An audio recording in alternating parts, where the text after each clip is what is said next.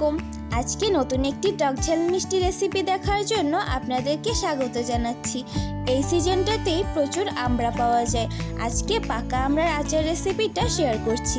দেখতে অনেকটা লোভনীয় আর খেতেও অনেক বেশি মজার। যারা আচার খেতে পছন্দ করেন তারা আজকের রেসিপি দেখে বানিয়ে নিতে পারেন। এখানে আমি 5টা পাকা আমড়া নিয়েছি, আপনারা কম বেশি করে নিতে পারেন।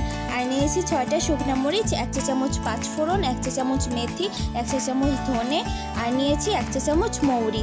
আমি আমড়াগুলোর খোসা ছাড়িয়ে ভালো করে ধুয়ে নিয়েছি আর আটি বাদ দিয়ে ছোট করে কেটে নিয়েছি। এবারে একটা ফ্রাইং প্যানে সেই আস্ত মশলাগুলো দিয়ে আচারের জন্য একটা মশলা তৈরি করে নিচ্ছি। তার জন্য প্রথমে শুকনো মরিচগুলো টেলে নেবেন। সব একসাথে দিয়ে দিলে শুকনো মরিচগুলো ভালো করে টালা হবে না, তাই মরিচটা আগে টেলে নেবেন, তারপরে আস্ত মশলাগুলো দিয়ে দেবেন।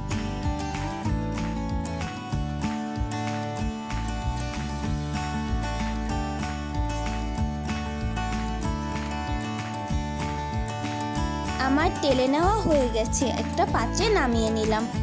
এরপর মশলাটা ঠান্ডা করে নিয়ে শিলপাটায় বেটে নিচ্ছি। আপনারা চাইলে ব্লেন্ডারেও ব্লেন্ড করতে পারেন।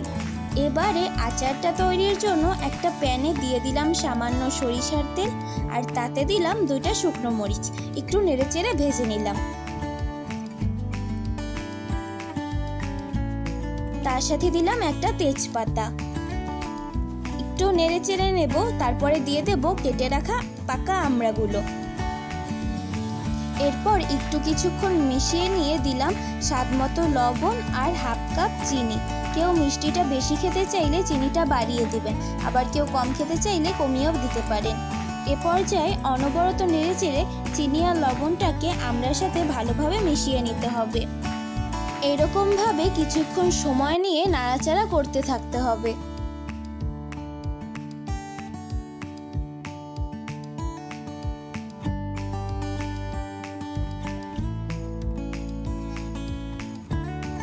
তিন থেকে 4 মিনিট পর দেখা যাবে এর থেকে রস বের হতে শুরু করেছে আর আমড়াটাও নরম হয়ে যাচ্ছে।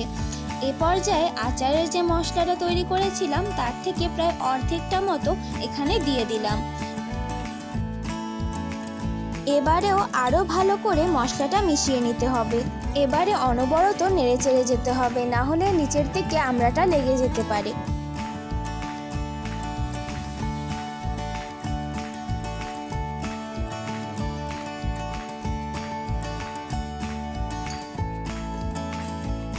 এ পর্যায়ে ঢাকনা দিয়ে ঢেকে দিতে হবে আর চুলার আঁচ কমিয়ে দিতে হবে যাতে আমড়াটা ভালো করে সিদ্ধ হয়ে যায়। এভাবে 3 থেকে 4 মিনিট ঢাকা দিয়ে রাখার পর দেখা যাবে আমড়াটা ভালো করে সিদ্ধ হয়ে গেছে আর অনেকটা কালার চেঞ্জ হয়ে গেছে, একটা আঠালো ভাব চলে এসেছে। এবারে বাকি যে মশলাটা ছিল তা দিয়ে দিলাম। তার সাথে দিলাম হাফ চা চামচ বিট লবণ। এতে আচারের টেস্টটা আরও বেশি বেড়ে যাবে। কেউ ঝাল বেশি খেতে চাইলে এ পর্যায়ে 1 চা চামচ চিলি ফ্লেক্সও অ্যাড করতে পারেন, তবে এটা অপশনাল।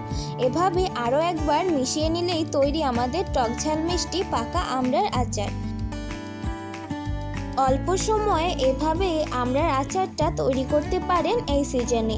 চেষ্টা করেছি খুব সহজভাবে তৈরি করে দেখাতে। আশা করছি আজকের এই আচারের রেসিপিটা আপনাদের ভালো লেগেছে। সবাইকে আবারও ধন্যবাদ জানিয়ে আজকের মতো বিদায় নিচ্ছি। দেখা হবে পরের কোনো রেসিপিতে। ততক্ষণের জন্য আল্লাহ হাফেজ।